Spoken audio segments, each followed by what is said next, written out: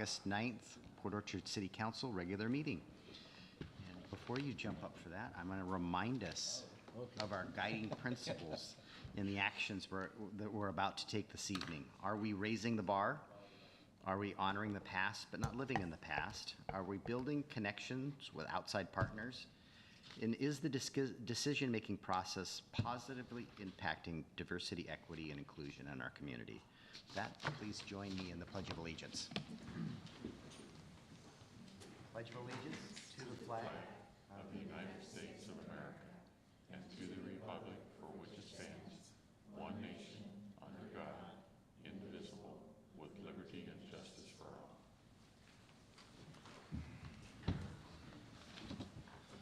Right, we are to the approval of our agenda. Are there any proposed modifications this evening?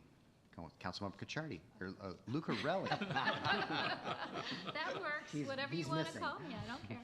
Okay, I'd like to add item F to the consent agenda to excuse Councilman Cacciardi, please, for business purposes. Second. Motion by Councilmember Lucarelli and second by Councilmember Rosapepe to excuse Councilmember Cacciardi for business purposes, and that is being added as item F to the consent agenda. All right, any discussion of that item? Hearing none, all in favor, please say aye. Aye. Anyone opposed? Hearing none, that has been added to the consent agenda. Any other modifications, additions, subtractions to this evening's agenda? If not, go ahead, Councilmember Clausen. Mayor, I move that we approve the agenda as modified. Second. Seconded. Motion by Councilmember Clausen, second by Councilmember Lucarelli to approve the agenda as modified. All in favor, please say aye. Aye. Any opposed? Hearing none, the agenda has been set for this evening. We are to our first citizen comment period, and it's for any items that are on our lengthy agenda this evening. So if anybody would like to address the City Council for items on the agenda, if you're online, use the raise your hand feature, and the clerk will acknowledge you and bring you into the meeting. And if you're in the audience, please step forward to the microphone. See no hands raised online, and I see no one approaching the microphone, so I will close the first citizen comment period. There's a second citizen comment period for any items anyone wishes to address the council at the end of our meeting tonight. We are to our modified consent agenda. Is there a motion to approve? Mr. Mayor, Go ahead, sir. I move to approve the consent agenda. Seconded. Motion by Councilmember Clausen, second by Councilmember Trineri to approve the consent agenda. All in favor, please say aye. Aye. Anyone opposed? Hearing none, the consent agenda has been approved. We have a few presentations tonight, the first of which is the introduction of the 2022-2023 Fathoms of Fun Royal Court. Is this you, Helen? Go ahead. All right. Well, we're here. That's so exciting. I've been waiting for live meetings for us to come and grace you with our presence, But we normally get to do this in March, right after they've been crowned, and so we had to wait a little bit of time. We had John as one of our judges. He has so much fun. I can tell he has a smile on his face. And we have some exciting things that we've been able to do this year. We've done our parade, we've had our fireworks, and this weekend we're gonna dunk the police chief. So I expect all of you to be there and dunk the heck out of him. So what I'm gonna let you do is let them introduce themselves to all of you, because they're the exciting thing. I'm just the director that tells them what to do. And Sharon, if you have anything at the end, you can mention something. So girls, you know what you're supposed to do. You introduce yourselves, you say what your platform is and what your favorite thing about Fathoms of Fun is so far this year, okay?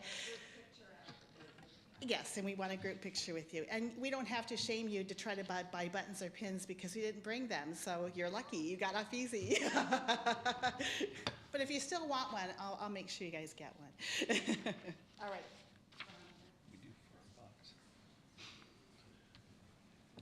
Hi, I'm Princess Veronica. My platform was music therapy, and my favorite thing about Fathoms is definitely going to the Leavenworth Parade because it's in the fall and it's very pretty down there, so that's definitely my favorite. Thank you.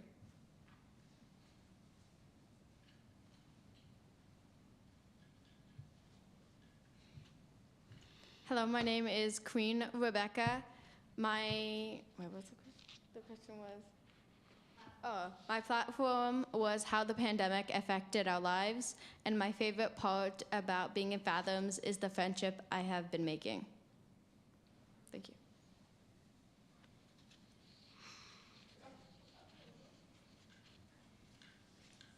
Hi, I'm Duchess Mia. I technically didn't have a platform this year, but when I first ran, it was spreading kindness. And my favorite thing has definitely been the parades. I really like parades.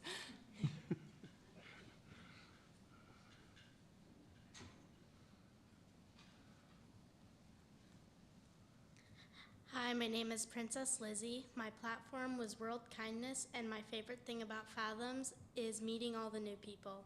Thank you. So you guys want us down there with you? Yeah, maybe do that. I just we wanted to could. say one thing, that our pageant next year is going to be on March 4th, and so we are recruiting right now. So if any of you want, no, I'm kidding. But if you have grandchildren or daughters or any sons or anybody that you would be interested in doing this, we start at grade 6th and go up to 20 years of age. So we are looking for contestants already for the next year. Can you believe that? It's crazy. So, all right, we're going to take a picture.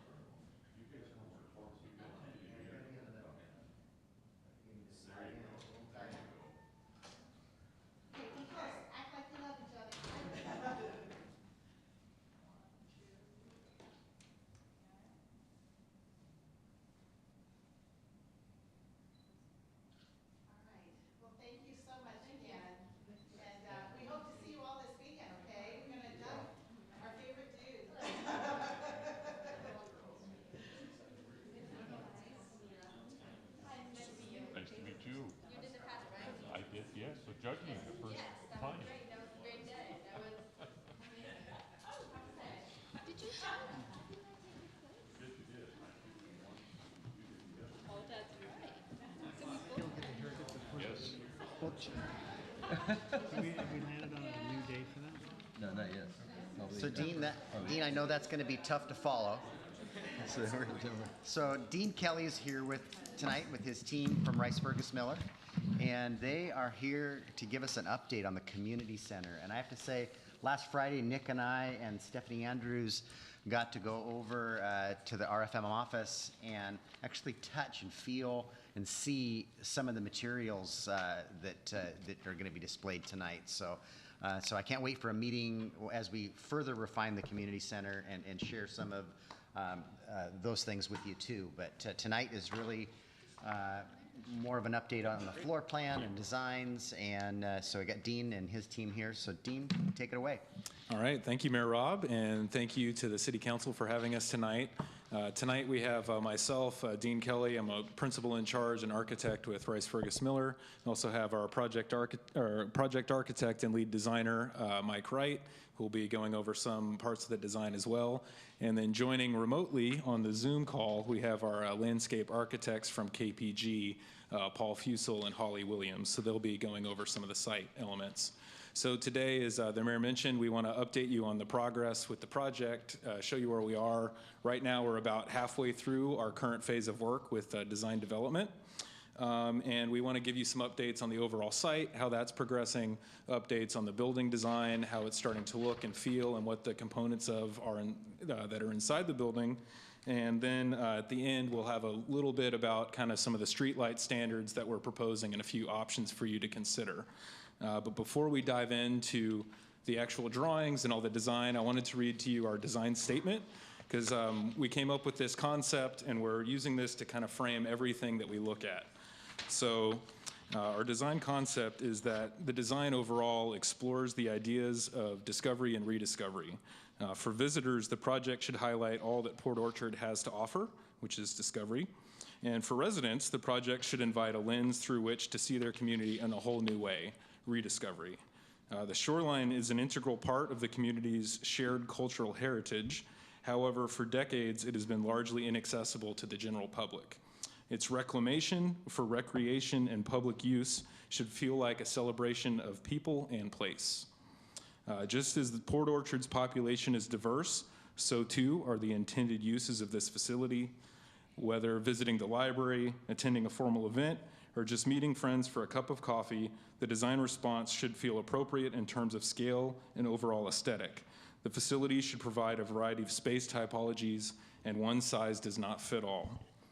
Just as nature is layered and nuanced, so too is the design vocabulary employed. Nature is not static. It changes according to the time of day and the passing seasons, and the building and site design will also adopt this natural cadence, transforming from day to night. So those are some of the guiding principles that we've used as we've continued to refine the design, and we'll be referencing back to those as we kind of walk through the parts and pieces of the project. So with that, I would like to turn this over to Holly. Are you on the call, Holly?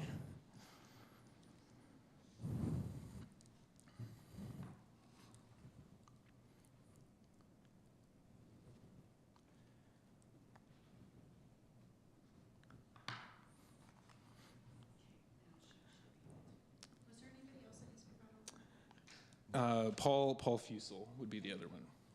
And I thought Leah's there too. Do you need her brought over?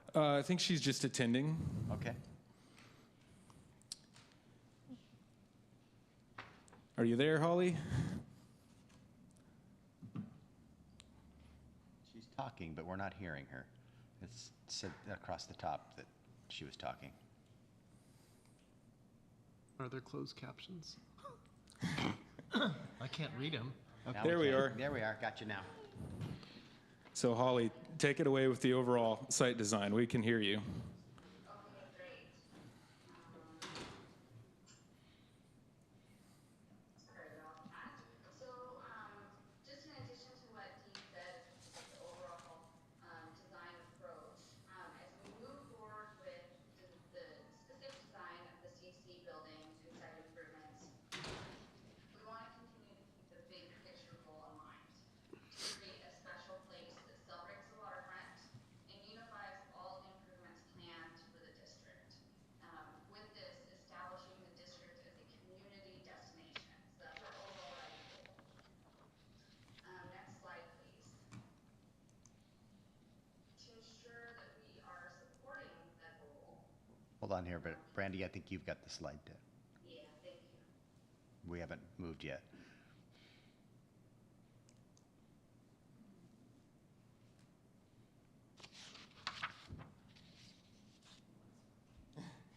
Yeah, I got the first one to change. There's utility rates. There you go. There we go. Now we're there. Nope, too far. Yep. One back. All right, backing you back up. There we go, Holly. There we go. Now we're there. Great, thank you. So, with this, to ensure that we're supporting that goal of creating a destination space along the waterfront, we've looked at how all the spaces are connected. So looking at the CC in regards to the new bake location, the new lift station, Port Street, the Orchard Plaza, and then the potential new development across Bay Street, and how those spaces support one another. So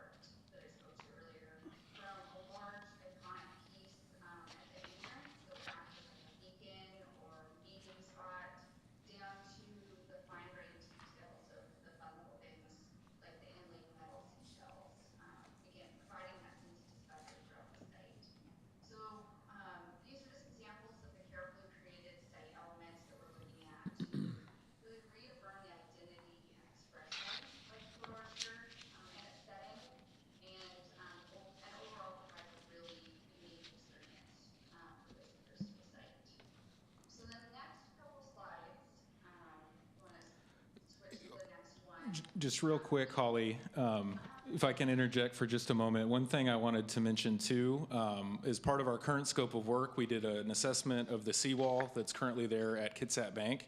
It was found that that seawall was not stable and needed to be demolished. So what you're seeing here on the slide is an idea that we can now, since we're not stuck with the existing location of that seawall, actually propose a new seawall as part of our shoreline restoration that would align with our main event space coming out of the community event center and give us more of that hardscape that will kind of facilitate big events.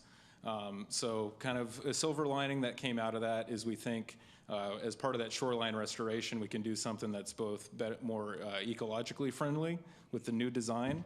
As you're seeing the idea that there could be some glass blocks kind of similar to what they have at the Seattle waterfront.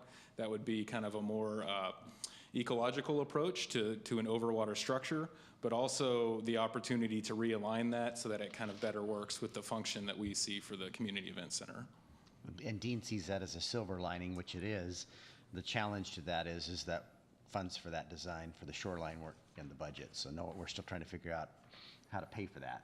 And yeah, more to come on that one. So it's very preliminary, but this location that you're seeing there, we think is a good opportunity for that.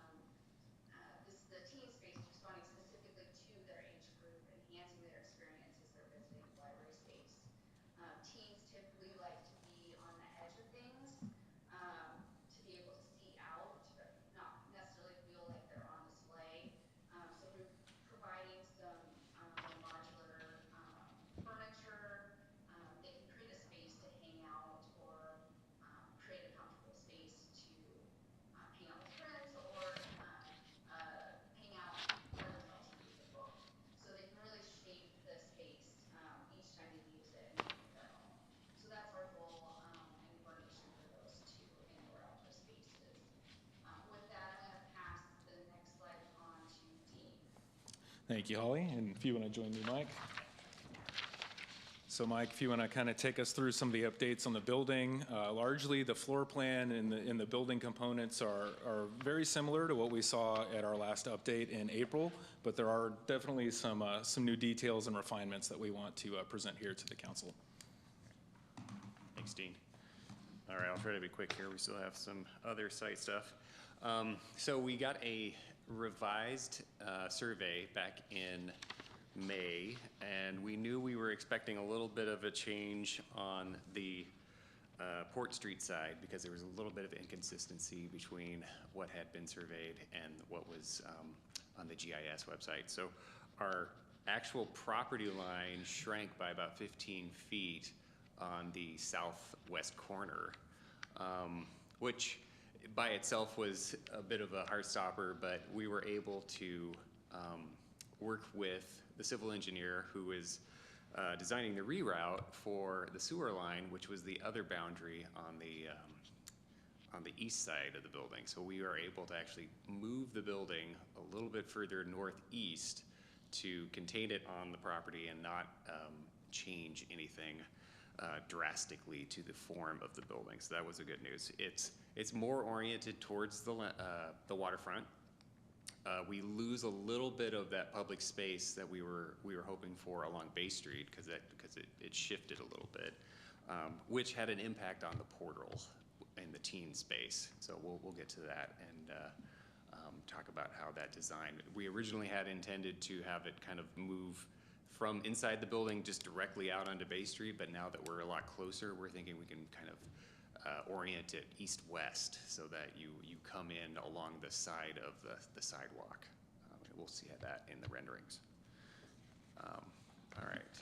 So Dean gave you an introduction to all of our design principles and concepts, and then how we actually implement those in the building.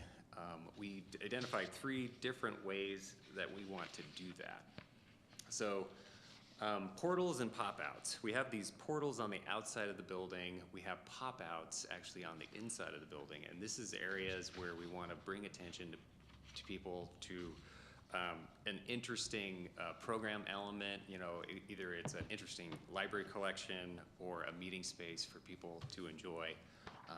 So there's something that notifies you inside the building, outside the building, that there's something important. And we'll look at the outside renderings where we have some archways that show you inside is a space it's worthy of discovery.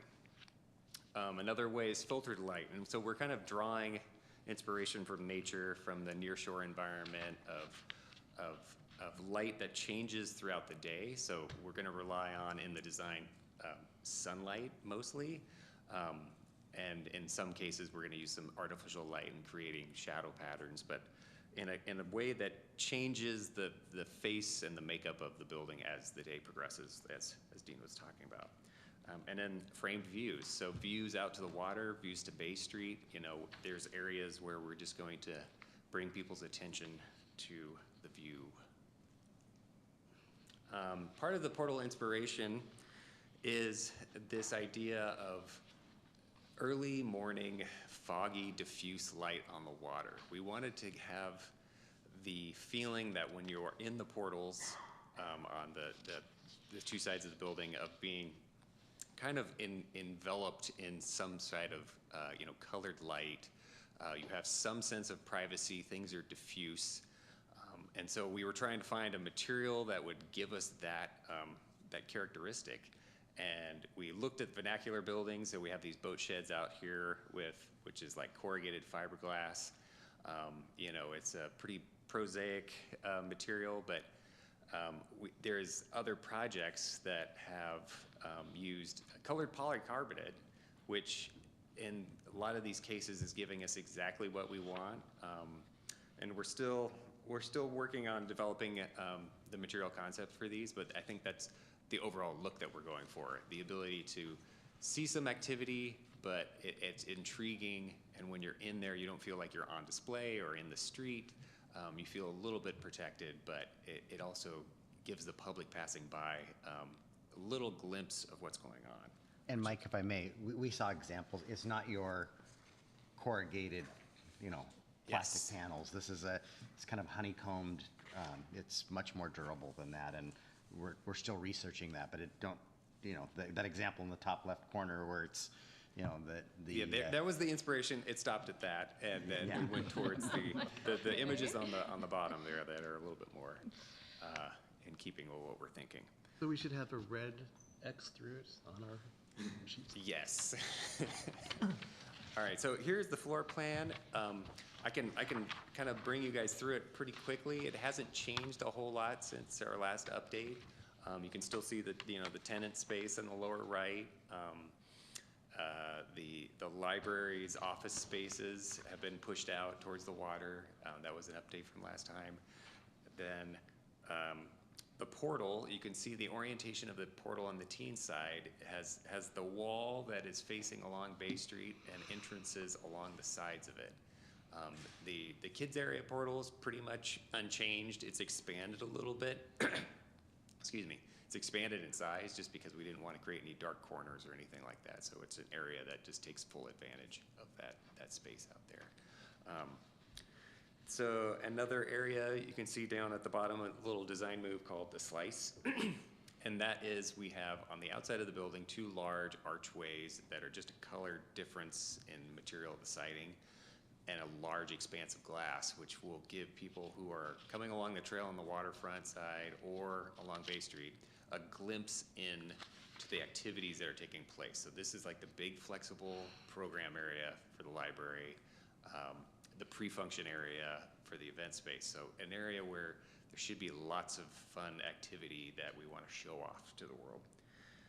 Filtered light, so we have a hole in the floor to communicate events between the first and second floor, and that goes way up to a pop-up on the roof so that we have a very large, tall space that we want to put a skylight at the top, and then below the skylight will be some element that will create filtered light that changes the aspect of that space throughout the day. This is an area, where it's not an office space or anybody's workstation, so creating sharp contrast and color and excitement is totally appropriate, and it'll really just be a breathtaking space when you come in through the main entrance. Lastly, some framed views in some of these reading areas, and on the second floor, some of the meeting spaces. So in areas for you to inhabit the architecture, just pick up a book and sit in a windowsill like you probably remember doing as a kid. So we want to create areas for that. So on the second floor, this idea again of nooks. Up on the upper left there, we have an area where we have seating on a window that's right next to that slatted wall screen on the exterior. So actually looking out through that to the landscape, there's an opportunity there. And then along the hallway, you see these little blue boxes. We have pops of color at some of our meeting spaces. So an area where you want to go in, have a small, short meeting in these phone booth size meeting spaces where it could be kind of saturated in color. So going in there and it's an environment to be in. Again, large window spaces on the event side that look out to the water. And then some of these framed views out to Bay Street. So these kind of more intimate scale spaces next to these monumental scale spaces. So lots of opportunities for you to pick a space.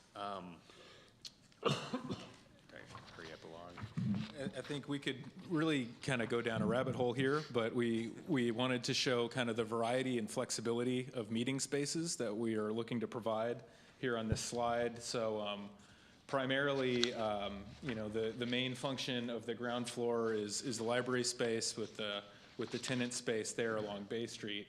But when you get up onto to the second floor with the meeting and event spaces, we see that hosting kind of a wide variety of functions. So primarily, you see space A.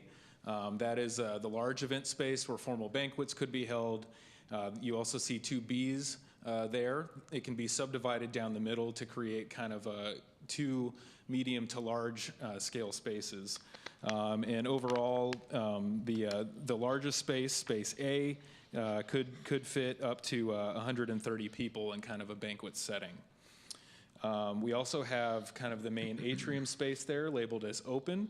And we envision that wall that connects between those 2 spaces and that main atrium that Mike was just speaking to with the filtered light and that tall space that communicates from floor 1 and floor 2. There's a sliding glass partition wall that separates the banquet space from that, so that in certain events where it was appropriate, that space could just flow throughout. And in all of those areas, we're going to have spectacular views out to the waterfront, and they all will open out onto that big deck that we have right there.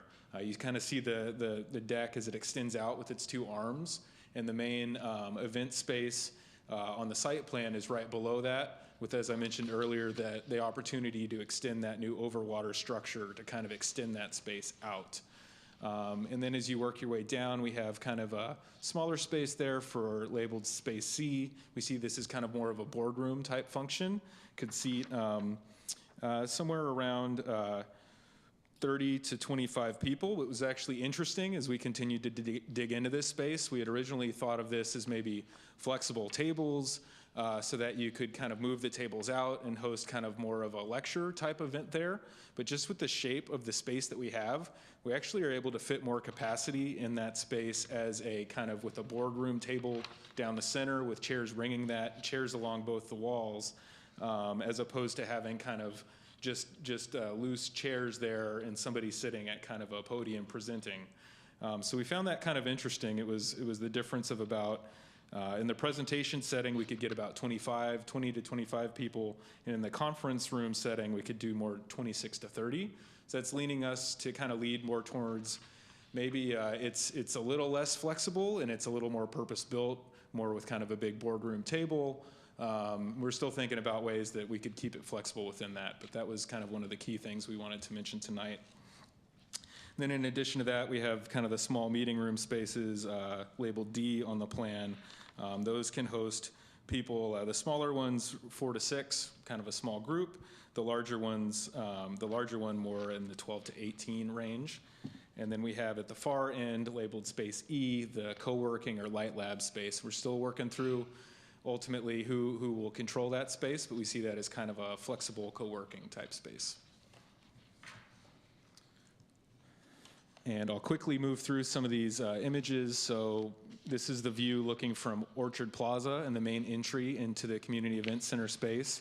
As you can see there, one of the updates from the last presentation is instead of Event Center, we now have Port Orchard wrapped around right here. Getting back to some of those concepts of the filtered light, you can see how the cutout creates kind of the shadow where you're seeing part of Orchard transmitted onto the building facade. So we see these slats as kind of a way that we're accomplishing that goal in the design. You'll also see kind of the big, large window just over to the left of kind of that main entry. That's the slice that Mike spoke to. That's the kind of way in terms of rediscovery, reconnecting back to the waterfront, that from Bay Street you can look all the way through the building and see that waterfront. And we think really exciting opportunities to see kind of that whole waterfront in a new light. When we landed on Port Orchard, it just so happens that the Orchard side of the building faces the Orchard Plaza. So couldn't have planned it any better, but we did. Yeah, and it fits there. Port fit much better than Event, so that was a nice kind of thing that happened as well. Beautiful. Going back to the Bay Street side, this was kind of one of the updates from our last presentation back in April, including that retail tenant space there on the corner, lots of transparency, still having the community sign represented up above. And we have this awning that wraps around, and you'll start to see that it actually connects into the teen portal. So we see this as an area where we could start to introduce that polycarbonate material that'll let light through and add a little bit of interest and color to the streetscape. But that could be the entire canopy material as it works its way around and ties into the portal. This is looking from the upper deck up on the second floor. During normal business hours, that main stairway that you saw right by the main entry would allow you to come up and occupy this deck, whether or not you were attending a function. It ties in both from the Orchard Street Plaza side, and you can see in the far edge of this image a stairway again kind of coming down, so that would tie into the waterfront trail. So as you're kind of going along that waterfront trail, the opportunity to take a detour, come up onto this deck, and start to see things in a whole new light, we think is a really compelling part of the design. So the portals, definitely want to spend a little bit of time here. This is the teen portal, and as Mike mentioned in kind of the previous renditions, we showed this kind of projecting straight out of the building and kind of focusing that space right onto Bay Street. With our site plan changes and the building becoming more parallel to Bay Street, we lost a lot of that room that we were looking to occupy with the teen portal.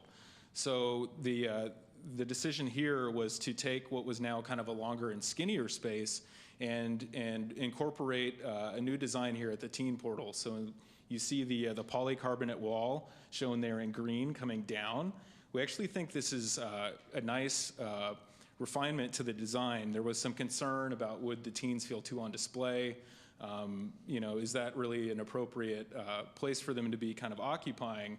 So we think this gives a layer of privacy, but also the opportunity for some of the images that Holly showed in the site design for some of those indoor-outdoor seating elements to start to spill out of this space and really occupy kind of the areas that you're seeing. So we see this as kind of the main entry into the teen portal from the exterior. And again, creating this immersive experience that just provides a sense of fun. So the green polycarbonate going up the wall, wrapping over as part of the canopy, and then being complemented with the flooring so that when you're in that space, it's really an immersive experience. And this is just the view from the other side looking back. We don't want people going right from kind of the retail space. We see this as a spill out space for that retail area into the teen portal. So we're thinking that there can be a combination of planting and seating elements that allow the teens in that space to look out and be part of the overall streetscape, but to still provide that sense of enclosure and really allow them to own and occupy the space. And then this is on the waterfront side. This is the kids area and some of kind of the event space off to the side. So what you're seeing there is kind of a blue polycarbonate wrapping up and over, and that really forms the kids space. There's this landscape area kind of front and center on the screen that provides some separation from the kids area and the main event space. And then looking at it from the other side, you can see as that kind of wall comes up and over, creating kind of, again, that immersive experience with the ground plane picking up the same hues of blue. You can see the event space off to the distance, so creating a bit of separation there between kind of the event space and the area for the kids. And because we don't have Bay Street right here and instead the waterfront, this portal goes straight out from the building, and really we want to take advantage of those views that will be available. In both cases, we see the portals as they connect to the library space on the ground floor being an operable wall system, like a nano wall, so that you could, on a nice day, the library, if they wanted to, could open that all the way up and have that space flow right from the inside to the outside.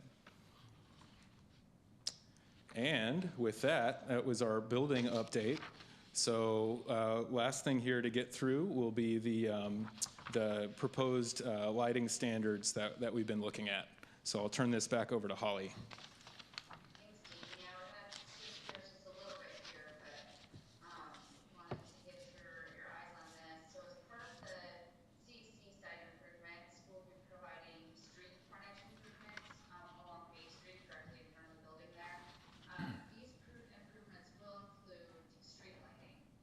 It's our understanding that the existing street lighting that you see here on the left isn't meeting the lighting levels that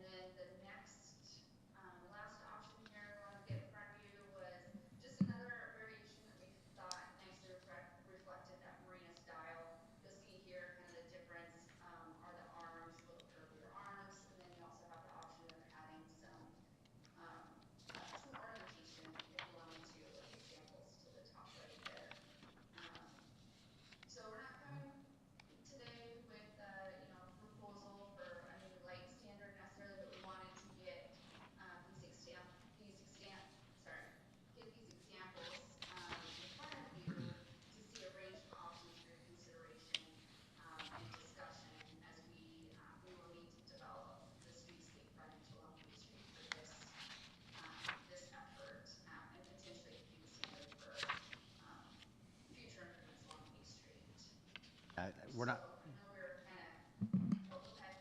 I was just gonna say, we aren't looking for a decision tonight, but we are looking for direction probably at a future meeting to discuss these, because whatever we incorporate here at the community center, we need to bring through all of downtown. So we'd be adopting a new standard. So I think she's given us some good examples, and like I said, we don't have to decide anything tonight, but it's just food for thought. All right. Yep. Do you guys, go ahead, Jay. No, I just wanted to make a comment that, I feel like it's Christmas every time they come to present, because it keeps drilling down, and with nicer and nicer information. I like the fact that the open spaces and the lookout all the way through, I think, is a great way to look at this community center, and hats off. This is headed in the right direction. I've got no comments except thank you. Thank you, Jay. Exciting. Thank you. We're certainly excited about this as well. I left Friday's meeting on a high. I was just, and Councilmember Chang? I really like the design concepts of the pop-outs. I think those are exciting because they seem to be very intimate living room type feel in a public area. So I think that's really neat. One thing that just occurred to me while listening to the presentation tonight is we're talking about the teen portal and the kids portal. And I was thinking a little bit about Carolyn Powers, where she might say, well, what about seniors? Where do they go? I guess they could physically go into the teen area without the plantings. I mean, could they? I think anybody could go in there. It's we're designing it, though, with look and feel for teens. Inside the library, though, we do have the space where the bookcases were in the northeast corner is the idea there. That's an adult space, adult reading space. So it's got bookcases and furniture intended as an adult space. Yeah, so I mean, the portal's really the part of the KRL program for their teen and kids collections. That was why those are kind of specifically highlighted. But yes, we definitely see the space that's on the lower level plan that we have right there, just on the right side of the building, on the north edge closest to the stairway.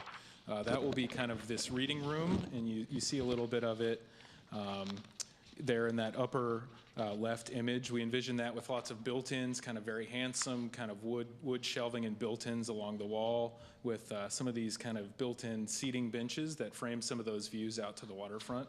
But I think, the portal spaces could be for anyone. It's really, it's part of KRL's piece to program, but at the same time, we certainly don't think that this is like an off-limits type area. One of the concerns that was brought up previously in the design was that it felt too much like an entry, and it would be kind of not intuitive for visitors to the space. So we did think that kind of the shift in the orientation of that portal, the way we have it now, really helps to kind of make it more obvious that this is part of the building and part of that outdoor space, but this isn't really the front door where you kind of come in. Councilmember Diener? I wanted to say good job. This is looking like it's going to be a great building, great addition, not just to the city, but to our immediate area, our region.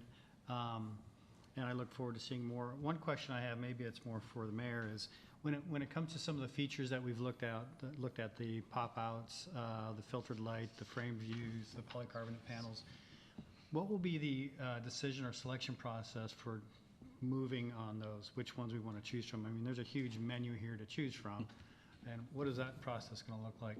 Right. Well, Friday we had a meeting with color palettes and which direction. Now, we had thoughts, but remember, we've got a library that's also. So one of our next steps is, okay, well, here's our thoughts. What do you guys think over at the library district? And then as this gets further refined, to bring, of course, back here for buy-in from you guys. And I think, and hopefully we aren't meeting again for another month, but I would hope is the street lights, we've got, I would hope more than a month or two to figure that out, so we could send it to maybe a work study and we can talk through the light standards, you know, and get some feedback from you guys there too. Because that's a big decision too. It's not just the community center.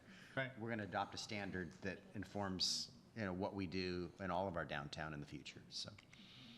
And I think, you know, we're narrowing down a bit of those options. I think at this point we've got kind of the filtered light coming in different areas, whether that's the slats on the exterior, or the idea of the kind of patterning that could happen at that skylight through the main atrium space, and the framing the views is kind of something that we baked into the plan, and kind of where we want to capture those views both to Bay Street and into the exterior.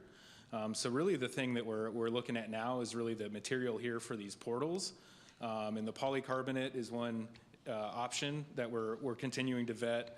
This could be a colored glass product, so we're actually in the process of pulling together what all those options are, seeing what the cost, the durability, and kind of making sure we make the right decision on all those fronts. Yeah, and that was one of our first concerns is on the poly, and we got to touch it the other day, is what's the lifespan of it? It's considerably less expensive than glass, and you know, and what happens to it with graffiti and, Right. and all those things. So And- we're looking at that And very. as well, our budget is static, but construction costs are going up, and Yeah. so we've got to be mindful of just how much we can get away with. Yeah, and another discussion we had Friday too is where the opportunities are for fundraising, you know, for selling bricks, to selling wood planks or whatever that could, you know, so a menu of options were laid out there to us on Friday. And then I think we need to have some conversation with the Suquamish tribe too. I think there's an opportunity in our shoreline, possibly a significant art feature out front, and then we've got a very dramatic wall in the entryway that goes, you know, from floor to, you know, basically 2.5 stories up. That it calls for something dramatic in art, and we don't know what that is yet too. Oh, question for, I guess, the mayor. So when will the existing bank building be vacated so work can begin on the community center? Well, this process that we're doing, the bank's doing too, but not publicly. Yeah, we don't see anything. All we see is an Well, empty but lot. they're When are they're- they moving? We can't start until they. Correct. I would hope the next summer that they're got their plans in next year is our goal, but we don't control that. But they've got a lease that expires eventually, so you know, so in the next, I hope we're breaking ground 4 years from now on our community center, and they're out of our way. But you know, we're building a $15 million sewer treatment. Not treatment, but pump facility out front. That'll break ground in the spring, and I would hope sometime next year that the bank is breaking ground on their project too. But we haven't, you know, we've seen some concepts. Nick's had, his staff have had meetings with the bank too, so it's moving. But you know, they're not a public entity like we are, so they're holding their drawings close to the vest at this time. All right. Any other comments? I think it looks great. Well, thank you all for your time. Yeah. Thank you. Thank you, Dean and Mike, Holly. Appreciate you being here tonight. Yeah, thank you. All right, the next one isn't so exciting, but it's a necessary presentation. And we have a special guest. Rebecca, is this your, Rebecca Zick, our Deputy Finance Director? And was this your second city council meeting, maybe? Close to, yeah, I would say. I think it's second or third. So she's filling in for Noah tonight, and she gave a fabulous presentation at the Utility Committee tonight, and she's here to share it.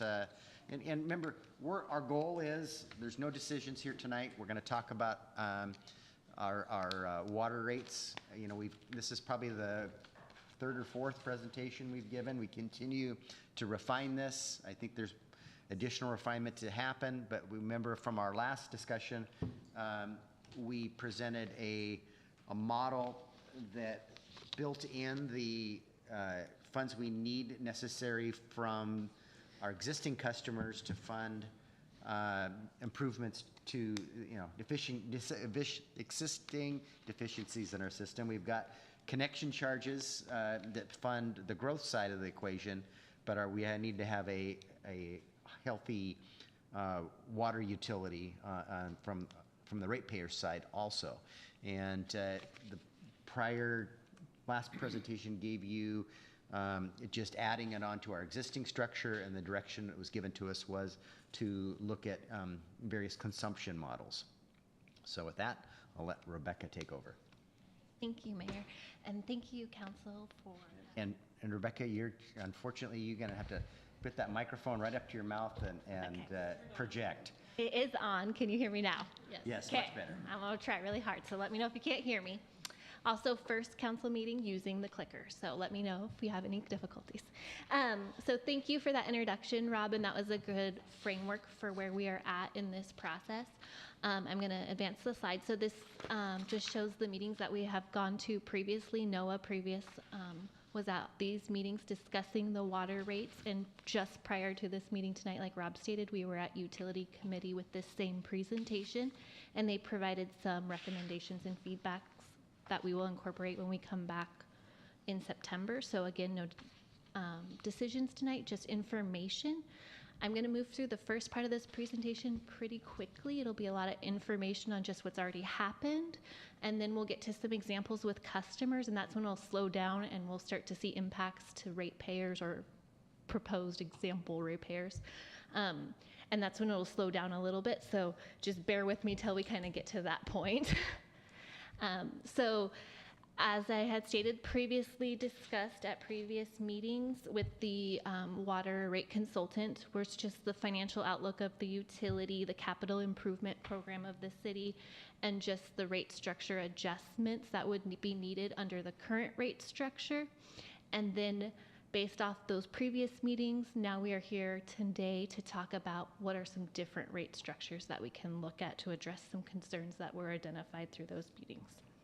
One of those concerns being to promote conservation of water.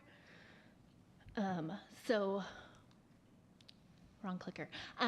So this table here is the water rate structure for residential customers.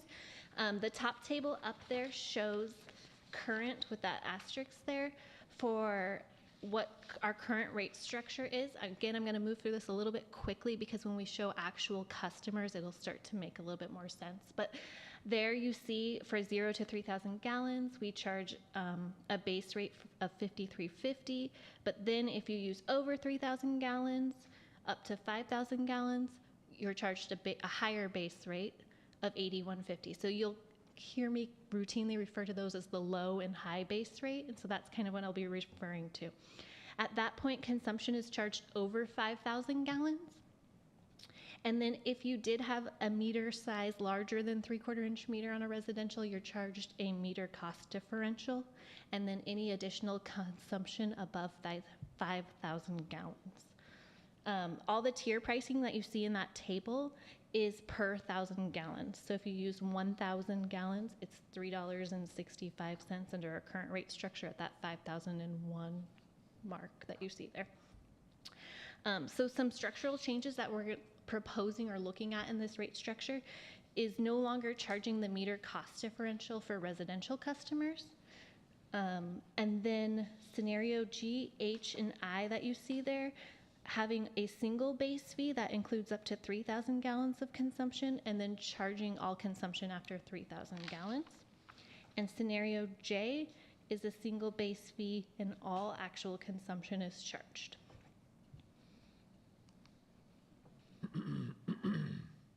Here is the water rate structure that we are looking at for non-residential meter, 3/4 inch meters in this case.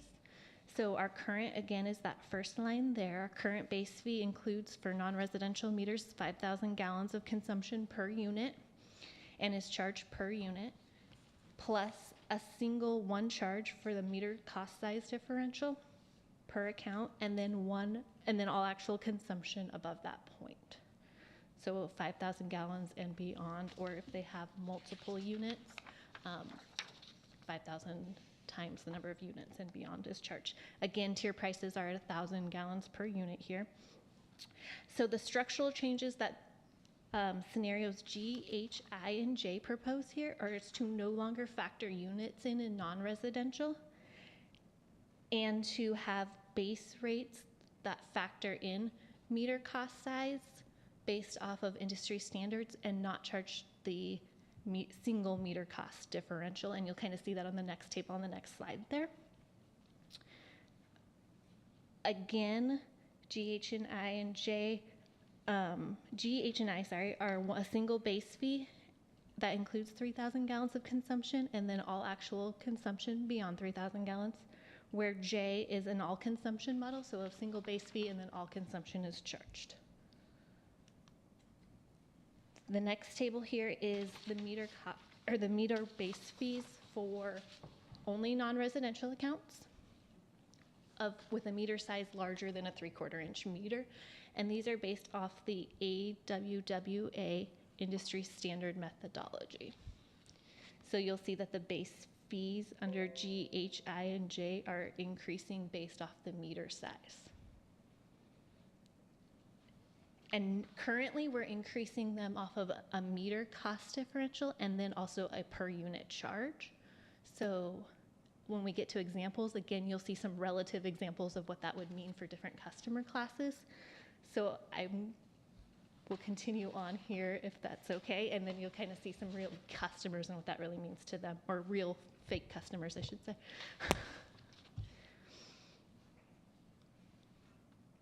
So, for examples, these are just illustrative. So these are kind of made up off of typical customers. So we'll go through some residential single-family accounts and residential multifamily. So residential, again, is going to be based off of units and the base fees. And then we'll do some non-residential examples that are going to be charged based off their meter size and their consumption. Everybody's going to be off consumption. So we'll do some office suites, some schools, some restaurants, some irrigation and government accounts for non-residential. Here's where I'll start to slow down, and this will all kind of start to click in. So, for our residential customers, we have the first line here of winter averages. So that first line shows how many units are on this account, the meter size, the consumption, and then in what the actual bi-monthly bill would be in these proposed scenarios under our current rate structure with no increase, so 2022 current water rates, and then scenarios G, H, and I, and J as we're proposing here. So important to note here that these are average. This is your average customer in the city here in this example. Okay, so the top section of that graph is the bills, and the bottom shows the impact or the change to the current rate structure. So you'll see across that line the current billing for that customer for that winter with that winter average is $89. That's what they'd really be billed right now. Under G, H, and I, and J, you'll see it ranges from $78 to $82 on those models. All of those models just kind of take a different approach to a higher or lower base fee and then higher or lower cost per water, just to kind of make different impacts to different customers. And J is jumping to a base fee and then solely consumption, which was the direction that we were given at the last time we met. Okay, so then on that bottom you see for J, for instance, with that winter average, that customer would actually save $6 in this scenario. And for the summer average, someone who used 20,000 gallons, again on one bi-monthly bill, so this is not an annual, this is one bi-monthly bill, on the current structure they'd be charged $138. Under scenario J, they'd be charged $149, so they'd have an increase of $11. The next customer or example we have is a high consumption person, 1 unit with a 3/4 inch meter with 34,000 gallons of consumption. Currently, they'd be charged $196 bi-monthly for water. And under option J, they would be charged $232 or an increase of $36. Now, when we get down to the duplex and the apartment, those customers are currently paying the base fee times the number of units, but they're only eligible for the high base fee currently. So in this new scenario, there's only one base fee, so they'll see that change happen. So the duplex with 2 units will pay 2 base fees, and then consumption over, or all their consumption. So they're currently paying $190. Under scenario J, they'd be paying $182 or savings of $9 bi-monthly. And similarly, the apartment, or the apartment that we have here, that would be like an apartment building typically with 8 units at the 1-inch meter with 53,500 gallons of consumption. Currently, we'd be paying $707. That would be the high base rate for 8 units plus a meter cost differential plus consumption. Now they will just be paying that single base fee plus consumption over that for $647 or saving $60. So you can kind of see that that difference on accounts that pay those multiple base units. Any questions there? Okay.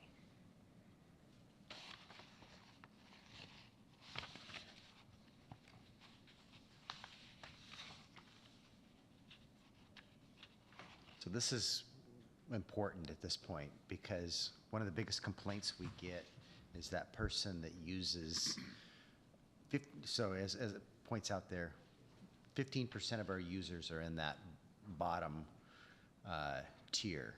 And one of the biggest, and the majority of our users are in the 7,000 to 10,000 range in the winter months and higher than that in the summer months. The biggest complaint we get is that customer that used 3,001 gallons or 3,010 gallons, they jump up $30. The last time we adjusted our water rates, the consultant recommended this $81.50 base charge, but we wanted to offer an option for a low-end user, in particular someone who's potentially a lower income. And so the challenge to that presents us now is when we try to level to one base fee, it adversely affects those low-end users. And so we looked at the accounts, and there are in that 1,000 gallon, many of those customers that in the summer, many of the customers that are bounce back and forth between under 3,000 and over 3,000. There's about 100 users though in the city that are consistently below 3,000 gallons. And we talked about a scenario, and I gave you an additional slide we can talk about later, for a low income option.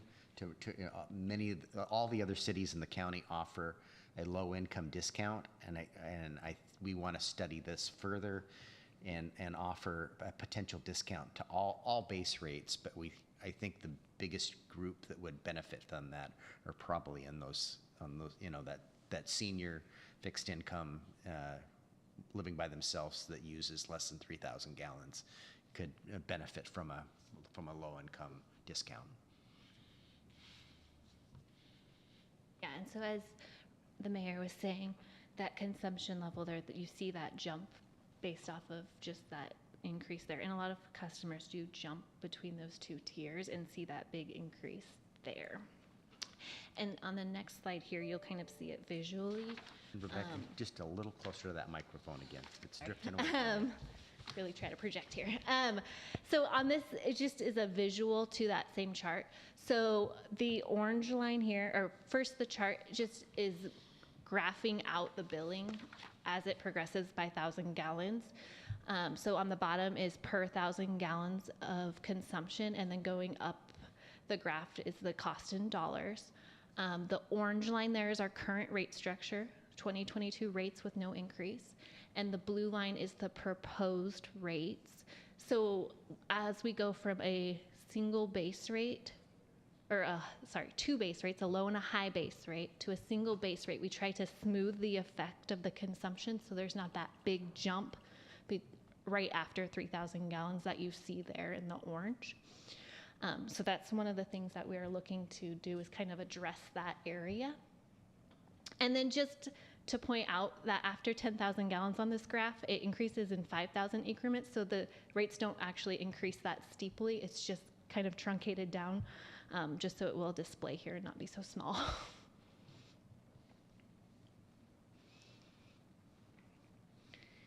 Okay, so now, is there any questions on residential before we go to non-residential?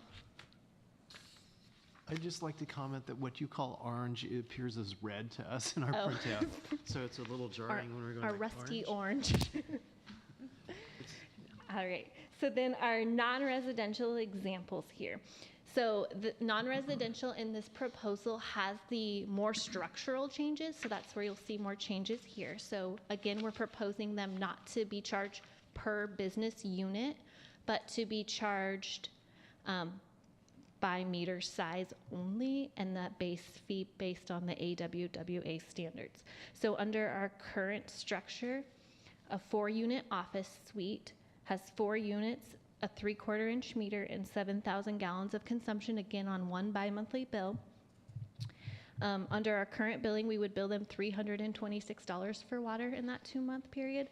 And under G, H, I, and J, you see that that charge is significantly reduced because we aren't charging them that base rate for each unit. We are charging it one time for the account.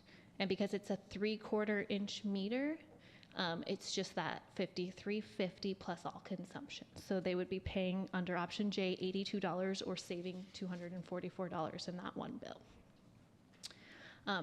The next one is a 12-unit office suite. So again, 12 units, still has a 3/4 inch meter. In this scenario, they'd have 15,000 gallons of consumption. Under our current bill, they're paying that high base rate times 12 units, so $978 for that one bi-monthly period. Under option J, under the new proposed rates, they are just paying the base rate plus consumption, and so that's only $123, and they're saving in that one billing cycle $855 compared to our current rate structure today. As we go down, these are more examples of some higher users. These are extreme users, and just for example purposes only, so these are not exact customers. But we have, for instance, a school that has a 3-inch meter, so they have a much larger meter, and now they're using much more consumption. And so you see that in their current billing, they're charging them $2,068. And option J, we're now charging them $3,427, or an additional $1,300 for that billing. Again, the next one is a restaurant with a 3/4 inch meter, but very high consumption, 190,000 gallons in 2 months. So under our current billing, we're charging them $909. And in J, you see that we're billing them $1,308, or an additional $399. And then we'll do one more of those. The irrigation, so that is a 2-inch meter with about 400,000 gallons of consumption. Currently, we're billed $157, or an additional $1,139. Now again, these rate structures are designed to promote conservation. So if you use more, you pay more, and if you use less, you save more. So that is why you see those larger increases on these accounts that have really high consumption. Now these examples are not designed to be average restaurants or average irrigation meters, but just extreme examples. That if you use a lot of water, this is kind of what the effects would be.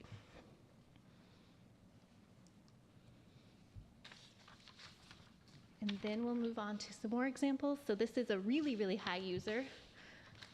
Other government account with a 6-inch meter, so now we're talking of one of the largest meters in the city. with 1.6 million gallons in 2 months, so a lot of water. Currently, they're paying $8,071 in 2 months for that water, and under the new option J, they would be paying $13,472 for that 2-month period, or an increase of $5,400. I have spoken to the superintendent of the school district and one of the county commissioners to make them aware of the fundamental changes that we're talking about here. And while neither one of them was excited about what we're doing, they completely understood that those facilities, yeah, the equity to that those facilities are regional facilities, they aren't, and that citizens of Port Orchard probably shouldn't be subsidizing the water of those facilities. And the next example is again another government community center. This one happens to have 11 units in again. So again, in our current rate structure, they're paying that base rate times 11 units. So their current billing is $975. They actually see a reduction under the new structure because they have low water usage. So you see that reduction in the bill based off low water usage, and they save $217 under this new structure. And then our last example of an extreme example is a commercial space that has 96 units, so office or retail units in this kind of example, with a 3-inch meter, but only 60,000 gallons of consumption in a 2-month period with that many units. So currently, under our current rate structure, they would pay $7,900 for 2 months, and under the proposed option J, because it has low consumption, or lower consumption based off that number of units, would only pay $887, and they would actually save $7,000 in this bi-monthly period. Rebecca, quick question. On this commercial example here with 96 units, I'm assuming that we send out one bill? Yes. To the commercial owner, and Yes. they figure out how to distribute it amongst if they want to, 96? Correct. Yes. Yeah, these are all one account examples Typical to The us. other, Part the of your other triple net. comment that I would make, and when you look at these numbers, they're like, whoo, big changes, but in reality, it truly is charging folks based on consumption. Whether you call it X or call it Y, if you're a big user, you're going to pay more than somebody that uses less. And what we brought forward here too are the extreme examples. Many aren't being affected very little, but the low-end users are benefiting. The high-end users are paying significantly more, in particular in the commercial realm.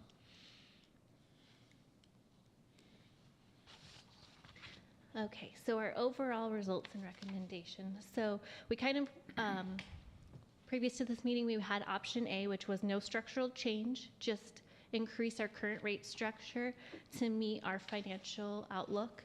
And that would be what you see there, which was a $4 bi-monthly increase to the base fees that we referred to as low and high, and then some tier increases to the consumption tiers. Or we brought forward option B as requested to look at consumption models that promoted conservations. G, H, and I took different attempts at lower and higher cost base rates and water tiers. And option J was all consumption and a single base rate. And so staff and the consultant, I should say, recommended scenario J, which is a base fee and charging for all actual consumption, so no consumption included in the base.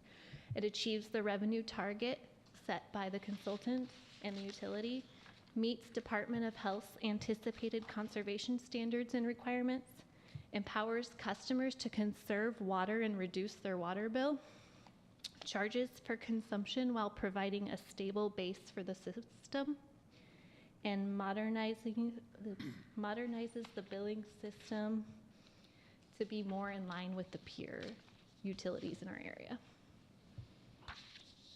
Councilman McClosson? Yeah, another quick question just to make sure, and I think this is important. In the, on your slide for the overall results and recommendations, you show option A, which is using our current structure, but adding a $2 a month increase. in all of the prior slides where you're comparing current to these other consumption models, the current rate does not reflect this additional $2. That is true, and an So excellent you're point. comparing what today's rate without making any adjustments to what would be proposed in the consumption model that would include the added increases so that we could have a financially solvent utility.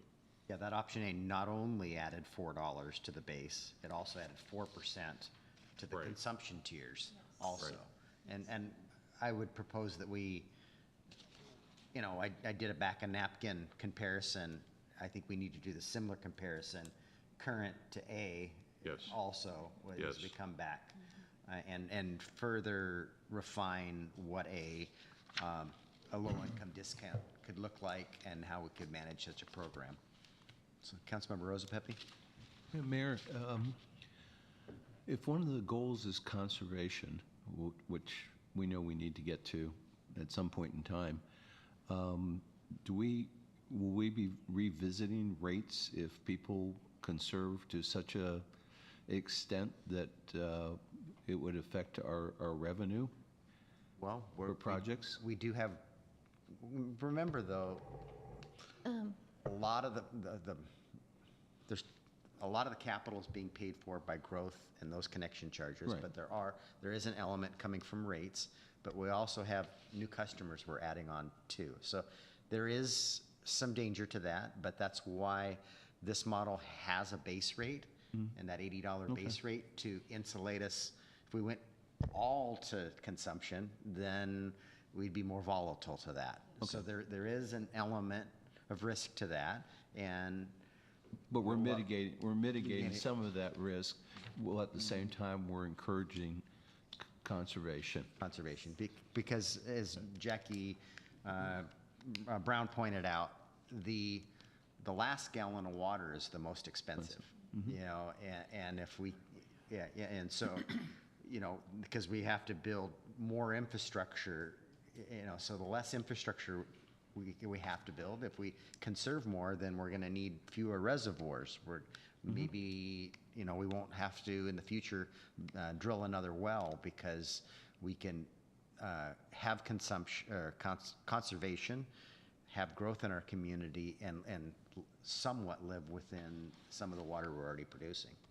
Thank you. But I think your point, Mayor, of we would be able to serve more customers with the same well and not be required to drill another one. The same resource. Right. With existing resources, potentially. Thank you.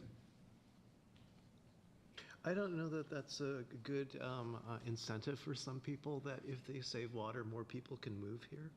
Well, So I think we might want to work on that a little. I think the message is if you save water, you're going to pay less. Okay. Yes, on your that's water the bill. message. That's the Yes, message. I think that's a much. But I'm answering Jay's question Yeah, on, I understand. you know, Yeah. Well, you know, that goes back to the what we saw with gas tax. And by reminding me that we have a base rate to help offset that, that helped a lot. So thank you. Another thing to consider is water rights that we're working with right now. And Exactly. we're pretty desperate for the future.